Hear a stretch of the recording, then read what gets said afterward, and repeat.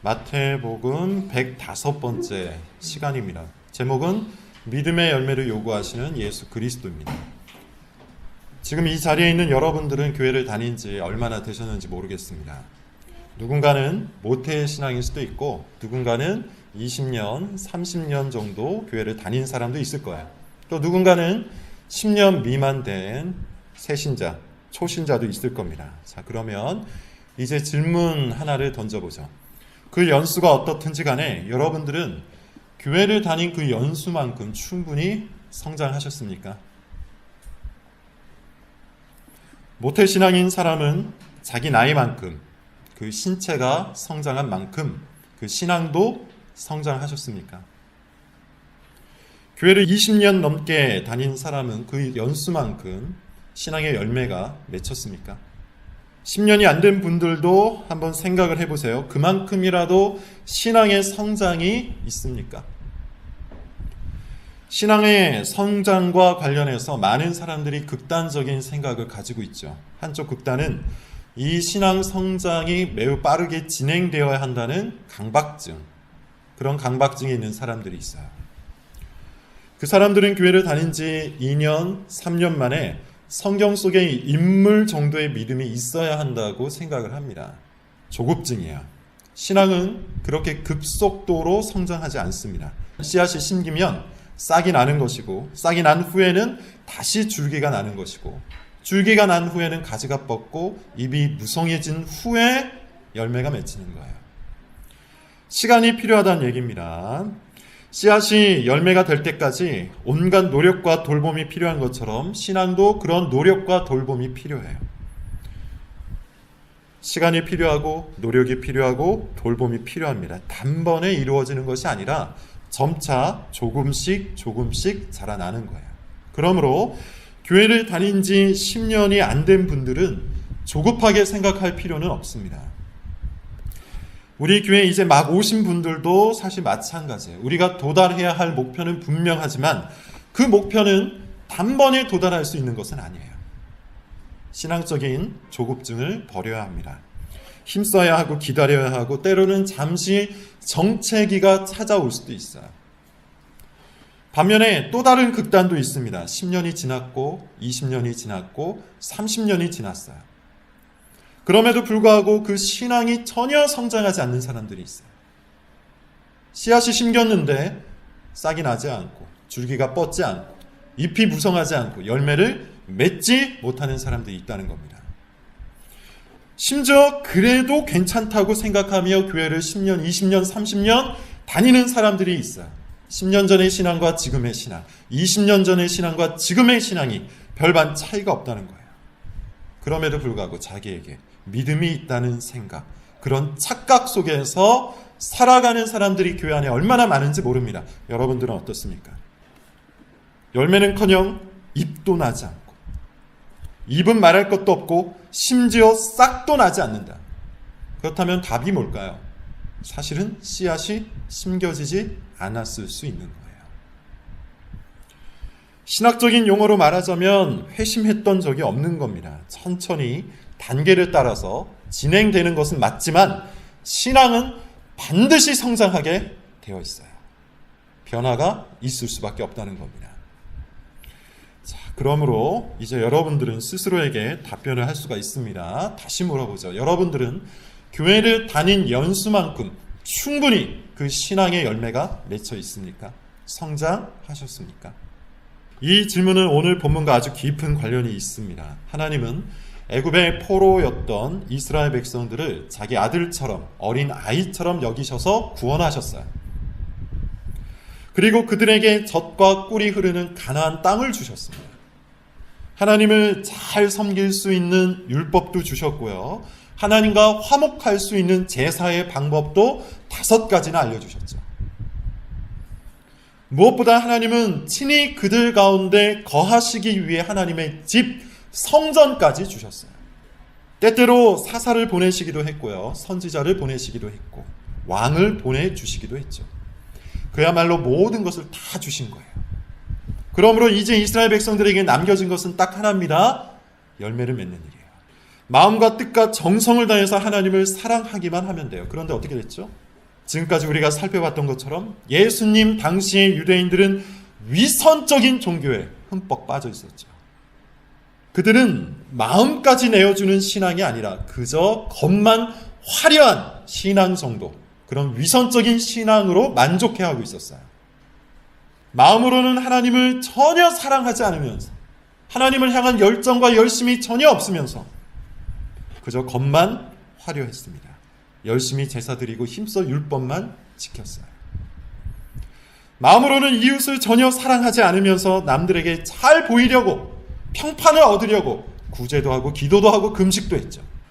사실 마음으로는 무엇을 사랑했습니까? 자기 자신을 사랑했어요. 마음으로는 사실 무엇을 믿었습니까? 돈을 믿었습니다. 평판을 믿었어요. 이 세상에서의 성공과 자격을 믿었어요. 수백 년, 수천 년이 지났는데도 이 유대인들은 전혀 신앙의 열매를 맺지 못한 거예요. 오늘 본문은 바로 그 부분을 폭로하고 있죠. 겉은 화려하지만 실상은 썩어있는, 겉은 그럴듯하지만 속은 텅 비어있는, 말로는 수없이 종교적인 언어를 남발하고 있지만 마음으로는 자기 자신을 사랑하는 그 위선적인 종교, 당시의 유대교를 폭로하고 있다는 겁니다. 자, 그 사건의 현장으로 같이 한번 들어가 보죠. 12절부터 13절을 같이 한번 읽어봅시다. 시작. 예수께서 성전에 들어가사 성전 안에서 매매하는 모든 사람들을 내쫓으시며 돈과 굳은 사람들의 상과 비둘기 파는 사람들의 의자를 둘러엎으시고 그들에게 이르시되 기록된 바 내 집은 기도하는 집이라 일컬음을 받으리라 하였거늘 너희는 강도의 소굴을 만드는도다 하시니라. 바로 전 본문에서 예수님께서는 엄청난 환대를 받으시면서 예루살렘에 입성하셨습니다. 그리고 이제 성전으로 들어가셨죠. 그런데 이 성전 안에 어떤 일이 일어나고 있었습니까? 사고 파는 사람들, 매매하는 사람들이 있었어요. 구체적으로 보면 돈을 바꿔주는 사람들이 있었고 비둘기를 파는 사람들이 있었다고 해요. 이것은 배경을 좀 알아야 합니다. 지금 6월절이 일주일 앞이에요. 전국 방방곡곡에서 많은 사람들이 예루살렘 성전을 찾아왔어요. 뿐만 아니라 전 세계에 흩어져 있었던 유대인들도 제사를 드리기 위해 지금 예루살렘 성전에 모여 있는 겁니다. 수만 명, 수십만 명이 예루살렘 성전에 모여 있는 상황이에요. 이 사람들은 다 성전에서 제사를 드리기 위해서 온 건데요. 제사를 드리기 위해서는 몇 가지 규칙이 있었습니다. 첫째, 로마 돈을 써서는 안 됐어요. 로마 화폐에는 로마 황제의 초상화가 그려져 있었기 때문에 그것은 굉장히 불경건한 것으로 받아들였습니다. 따라서 환전해서 성전에서 사용해야만 했죠. 따라서 성전 안에 돈 바꾸는 사람들이 있었던 겁니다. 둘째, 보통은 제사를 드릴 제물을 자신이 직접 준비하는 것이 맞는 일인데 저 멀리서 이집트에서 오기도 하고 그리스에서 오기도 했기 때문에 그 사람들은 소나 양을 끌고 올 수가 없었죠. 그래서 율법이 말하는 대로 비둘기를 사서 제사를 드리려고 했던 겁니다. 그것을 성전 안에서 판매를 하고 있었던 거예요. 그러니 한번 상상을 해보세요. 거룩한 6월절이 이제 일주일밖에 남지 않았어요. 모든 사람들이 하나님의 구원 사역, 이스라엘을 애굽에서 구원해 주셨던 그 구원 사역을 묵상하며 스스로를 경건하게 다듬고 성전 안에 임하시는 하나님의 임재를 잔잔히 기다려야 할 때 성전 한복판에 도깨비 시장이 열린 겁니다. 장사꾼들이 소리를 지르고 있었고요. 사람들은 로마 돈을 갖고 들어와서 교환하기에 급급했어요. 당연히 여기저기서 동물 소리도 시끄럽게 났을 겁니다. 그런데 사실 그런 것보다 더 중요한 것이 있어요. 이 시장 바닥을 누가 만들었을까요? 당시 종교 권력자들, 제사장들이 만든 거예요. 기록을 따르면 당시의 대제사장이었던 가야바가 처음으로 성전 안에 시장을 끌어들였다고 해요. 이유가 뭘까요? 이유는 딱 한 가지죠. 돈을 벌기 위해서 그렇게 한 거예요. 돈을 많이 벌기 위해서 성전, 종교를 이용하고 있었던 겁니다.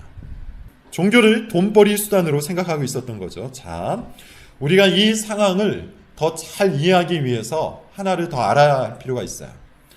이때 예루살렘 성전이 어떠했는지를 알아야 합니다. 당시 예수님 당시 예루살렘 성전은 누가 지었습니까? 헤롯 대왕이 지었어요.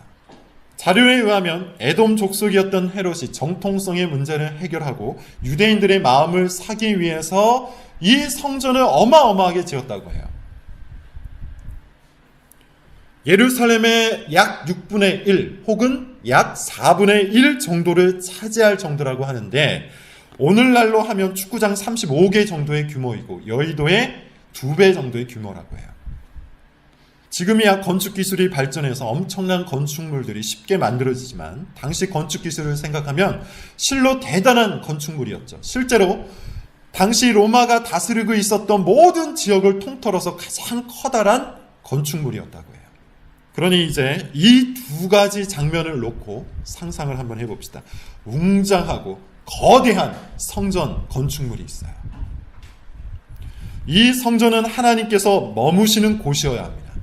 유대인들은 이 웅장하고 거대한 성전을 볼 때마다 어떤 생각을 했을까요? 이 거대한 성전을 보니 우리의 하나님도 참으로 크고 거대하시겠구나, 이런 자부심을 가졌을 거예요. 실제로 예수님의 제자들도 이 웅장한 성전 건축물에 커다란 자부심을 가지고 있었어요. 화려하고 웅장한 성전을 보면서 우리의 하나님도 크고 우리도 꽤나 괜찮은 사람들이구나, 이런 자부심을 갖고 있었다는 겁니다. 그런데 정작 그 성전 안에는 무엇이 있었습니까? 성전은 하나님께서 임재해 계신 곳이어야 하는데 정작 그 성전 안에는 탐욕이 다스리고 있었죠. 제사장들은 성전을 이용하고 종교를 이용해서 돈을 더 많이 벌기 위해 꾀를 쓰고 있었어요. 장사꾼들은 제사장들과 결탁을 해서 물건들을 더 비싸게 많이 팔아먹었습니다. 성전 안에 하나님께 올려드리는 제물의 향기가 아니라 돈 냄새만 진동을 했던 거예요. 겉은 화려했습니다. 겉은 웅장하고 화려하고 거대했습니다. 행동은 그럴듯했습니다. 말은 경건했습니다. 그러나 실제 그 안에는 하나님 대신에 자기 자신을 위한 탐욕만이 자리를 차지하고 있었던 거예요. 그런 위선적인 신앙, 참으로 위선적인 신앙이 예루살렘 성전 안에 가득했던 겁니다. 그것을 보고 예수님이 어떻게 하셨죠? 계속해서 말하고 있는 것처럼 예수님은 외모가 아니라 중심을 보시는 분이죠. 행동 몇 가지로는 예수님을 속일 수가 없어요. 부자 청년은 예루살렘 성전처럼 거대하고 화려하고 그럴듯했어요. 그런데 그 마음속에는 탐심이 가득했죠. 그것을 지적하셨던 예수님이 예루살렘 성전 안에 있는 그 모든 음란하고 탐욕스러운 것들을 엎어버리시죠. 내쫓아버리시죠. 자기 자신의 만족을 위해 자기의 탐욕을 채우며 교묘히 신앙으로 위장한 이 위선적인 상황을 내버려 두지 않으십니다. 왜냐하면 성전은 하나님께 기도하는 집, 곧 하나님을 예배하는 집이기 때문에, 다시 말해서 성전은 하나님이 중심이 되는 곳이죠. 절대로 사람이 중심이 되거나 사람이 드러나거나 사람이 우선이 되는 곳이 아닙니다. 만약에 그렇게 사람을 앞장 세운다면 그 즉시 성전은 강도의 소굴이 될 수밖에 없어요. 사람들 안에 있는 탐욕을 서로 채워주는, 서로가 서로의 탐욕을 채워주는 강도의 소굴이 되고 만다는 겁니다. 여러분, 계속해서 처음에 드렸던 질문을 떠올려 보세요.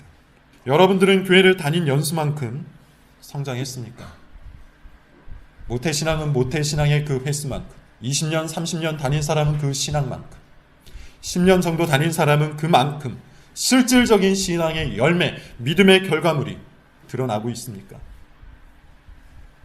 아니면 속에는 신앙, 하나님을 향한 믿음이 전혀 없으면서 겉만 그럴듯하게 꾸미고 있는 것은 아닙니까?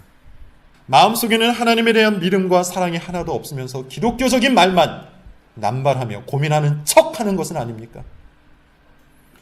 삶의 방향과 계획과 내용 안에 하나님을 사랑하고자 하는 것이 하나도 없으면서 자신의 비전과 야망만, 그 탐욕만 마음을 지배하고 있으면서 그렇게 자기를 드러내고 자기를 높이고 자기를 만족시키고자 하는 욕망으로 살아가면서 말로만 신앙이 있는 척 자기를 과시하고 꾸미고 있는 것은 아닙니까?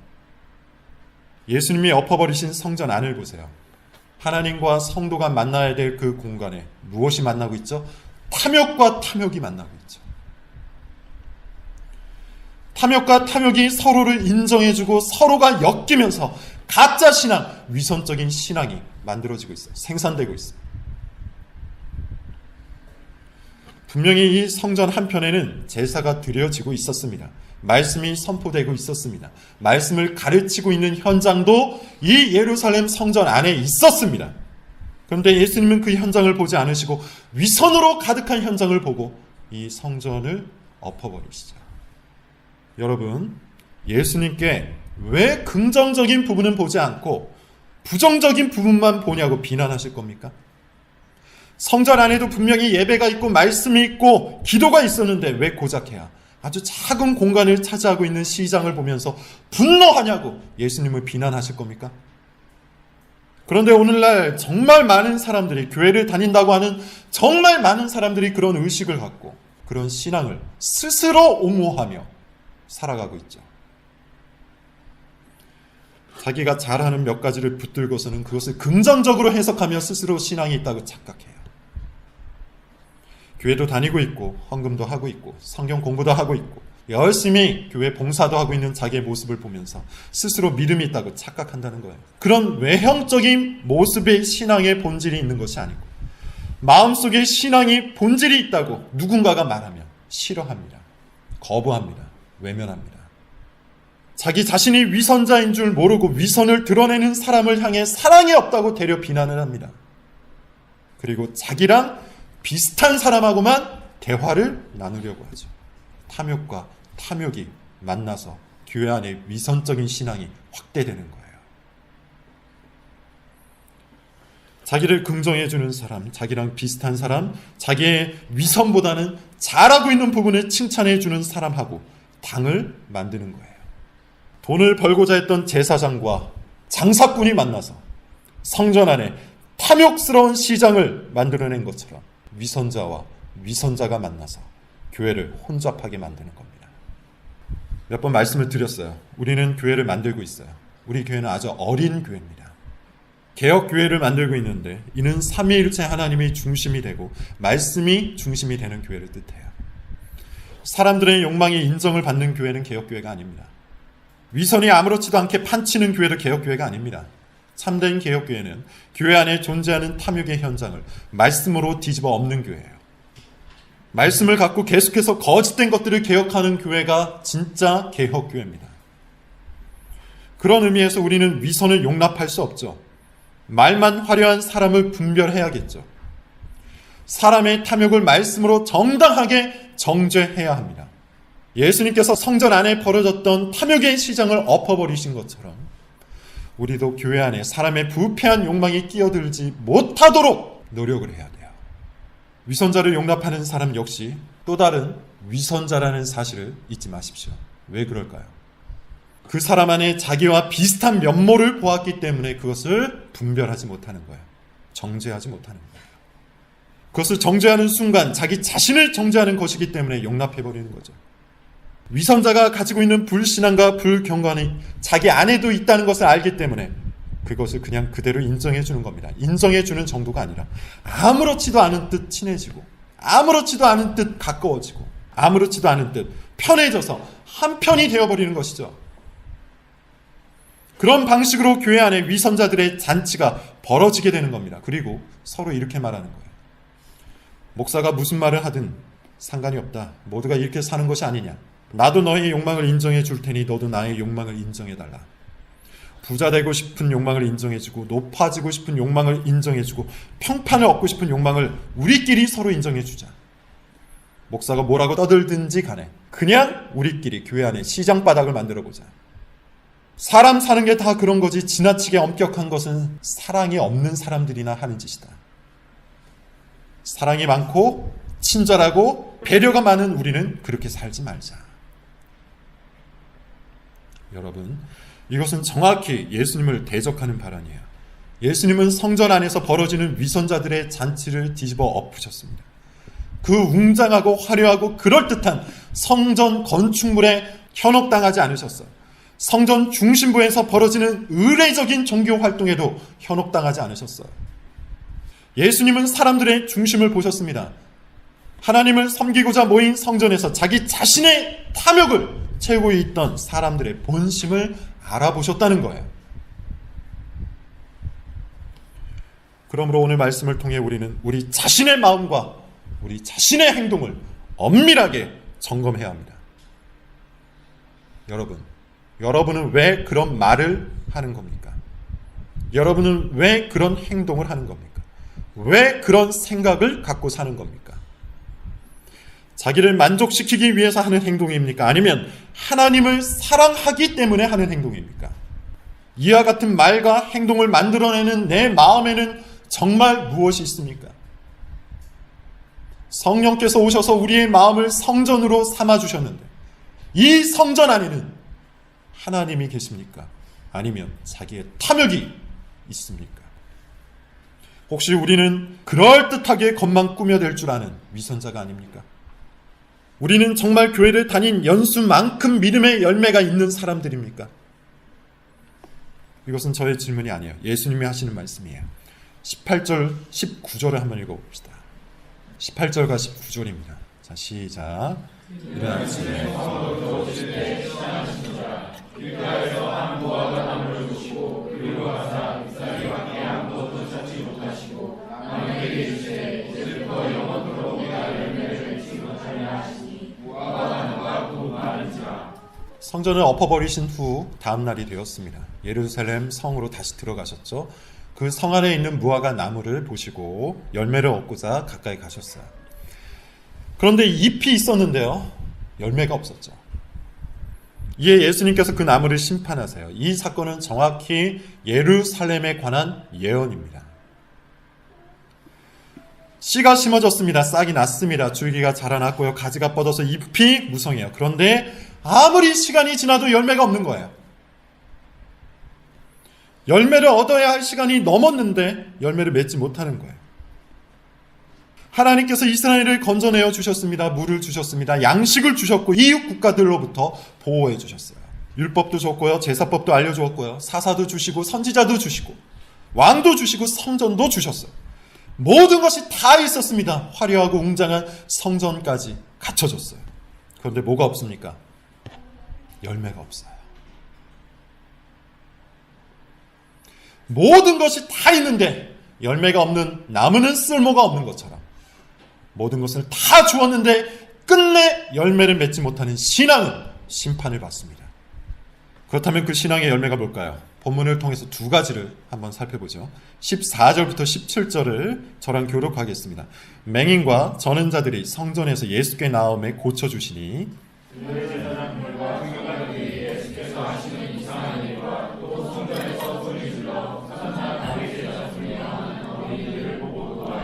예수께 말하되 그들이 하는 말을 듣느냐. 예수께서 이르시되 그렇다. 어린아기와 젖먹이들의 입에서 나오는 찬미를 온전하게 하셨나이다 함을 너희가 읽어본 일이 없느냐 하시고 그들을 떠나 성 밖으로 베다니. 본문을 따르면 참된 신앙의 열매는 예수 그리스도를 향한 온당한 반응이죠. 그리스도께서 행하신 그 일, 저는 자와 맹인을 고쳐주신 그 일, 구원의 사역을 보면서 어린아이들은 찬양을 했어요. 그러나 열매가 없었던 제사장들은, 그 신앙의 열매, 믿음의 열매가 없었던 제사장들은 오히려 그것을 정죄하였죠.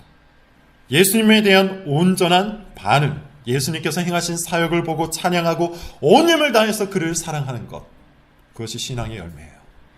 그러므로 여러분, 지금 여러분들이 교회를 다닌 만큼 신앙이 성장했는지를 알고 싶으면 스스로에게 이것을 물어보세요. 나는 정말 예수님을 사랑하는가? 사랑하는 것 같은 느낌을 물어보는 게 아니에요. 예수님을 정말 사랑하기 때문에 그 사랑으로 인해서 내 삶이 변하고 있는지를 물어보고 있는 거예요. 사랑이 나를 지배하고 있는지, 예수님에 대한 사랑이 내 감정과 생각과 나의 의지와 미래를 지배하고 있는지 물어보고 있는 거예요. 이것은 단순히 신앙생활 몇 가지를 잘하고 있느냐를 묻는 것이 아니죠. 예수님 사랑하지 않고도 교회 열심히 다닐 수 있어요. 그렇다면 그것은 위선입니다. 예수님 사랑하지 않고도 성경 공부, 신학 공부 열심히 할 수 있어요. 그렇지만 그것은 위선입니다. 자기 자신에게 빠지고 자기 자신에게 몰입되고 자기의 욕망과 성취와 만족을 위해서 교회를 다니면서 신앙이 있다고 제발 착각하지 마십시오. 예수님을 참으로 사랑하지 않는다면, 예수님을 참으로 온 힘을 다해서 찬양하고 있지 않다면 그 모든 행위는 꾸며진 위선일 뿐입니다. 둘째, 신앙의 열매는 이와 같습니다. 20절부터 22절을 다 같이 한번 읽어봅시다. 자, 시작. 제자들이 보고 이상히 여겨 이르되 무화과 나무가 어찌하여 곧 말랐나이까? 너희가 믿음이 있고 이런 일만 할 뿐 아니라 이 산더러 바다에 던져지라 될 것이요 너희가 기도할 때 무엇이든지 믿고. 두 번째 신앙의 열매는 아주 구체적인 믿음이에요. 특별히 예수님은 기도라고 말씀하세요. 믿음이 있는 사람은 꼭 기도합니다. 믿음이 있는 척은 누구나 할 수 있어요. 예배를 드릴 수 있고요. 꾸준하고 성실하게 헌금도 할 수 있어요. 봉사할 수도 있고요. 성경 공부도 열심히 할 수 있습니다. 하지만 그것은 믿음의 결정적 잣대가 아니에요.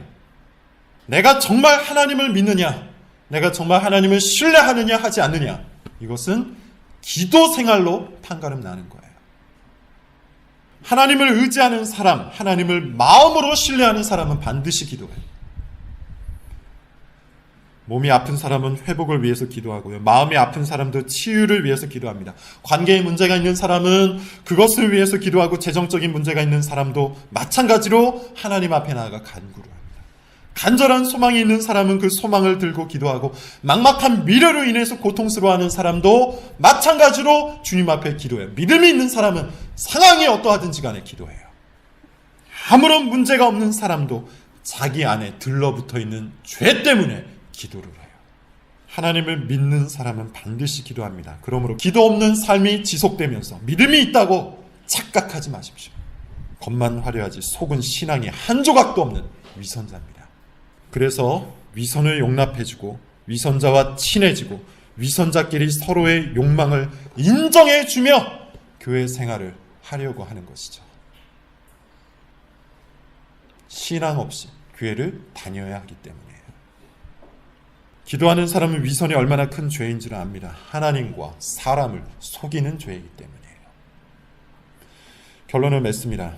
과거에는 썬데이 크리스찬이라는 말이 아주 나쁜 말이었죠. 일요일에만 그리스도인이라는 뜻인데 월요일부터 토요일까지는 그리스도인답게 살지 않는다는 의미예요. 그래서 아주 나쁜 말로 사용이 되었습니다. 그런데 제 생각에 요즘에는 썬데이 크리스찬만 되어도 다행이라는 생각이 들어요. 왜냐하면 이제는 교회 밖에만 나가도 그 신앙이 끝이 나버리기 때문이에요.